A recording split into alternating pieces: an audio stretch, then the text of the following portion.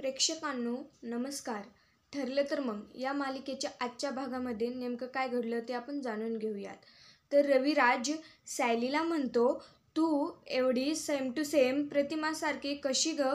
दोन व्यक्तींचा आणि एकमेकांशी काहीही संबंध नसलेल्या स्वभाव आणि सगळंच काही एवढं कसं काय मिळतं ग?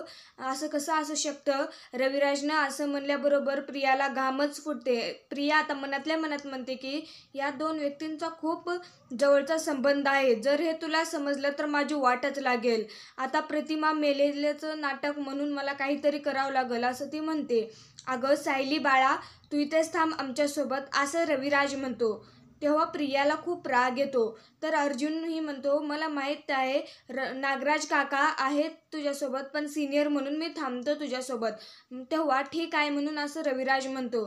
सायली अर्जुनकडे पाहतच राहते. मग आता अस्मिताला प्रिया म्हणते, मला सोबत म्हणून तू राहतेस का आजच्या दिवस इथं? त्यावेळेस ठीक आहे असं अस्मिता म्हणते.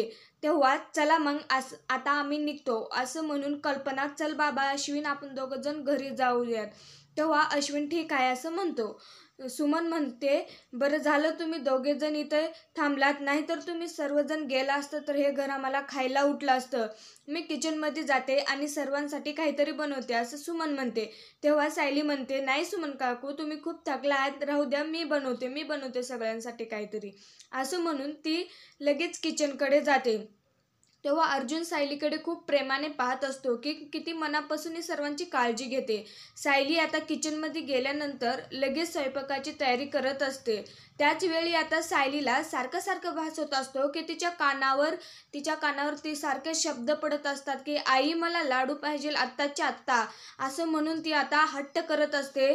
लहानपणाची तन्वी ही प्रतिमाकडे लाडू मागत असते आणि हट्ट करत असते. त्यावेळेस आता सायलीला तीच शब्द आता कानावर पडल्यामुळे तिला त्रास होत असतो आणि ती डोळे बंद करून घेते. त्यावेळेस अर्जुन तिथे येतो आणि सायलीकडे पाहतच राहतो. सायली आता चक्कर येऊन खाली पडणारच असते. तेव्हा अर्जुन खूप घाबरतो. तर आता मित्रांनो, पुढील भागामध्ये सायली ही सर्वांसाठी जेवण बनवते आणि सर्वांना आग्रहाने खायला सांगते. परंतु रविराज आता खातच नाही. म्हणून आता ती त्याच्या समोरच बसते. मी म्हणते, ना अन्नावर ना राग काढायचा असतो ना दुःख. तुम्ही तुमच्या खाण्यापिण्याचे दुःख अन्नावर काढू नका. हे प्रतिमा आजीला अजिबात आवडणार नाही. त्यावेळेस प्रतिमाचे हेच शब्द आता पुन्हा एकदा रविराजला आठवते.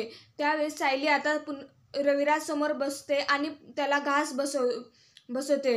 तेव्हा सर्वांना खूपच धक्का बसतो, कारण रविराजने सायलीच्या हाताने खाल्लेलं असतं. तेव्हा प्रियाचा जळफळाट उठलेला असतो. असंच आपल्या मालिकेचे नवनवीन भाग पाहण्यासाठी आपल्या चॅनलला सबस्क्राईब जरूर करा. धन्यवाद. भेटूया अशा नवीन एका भागासह.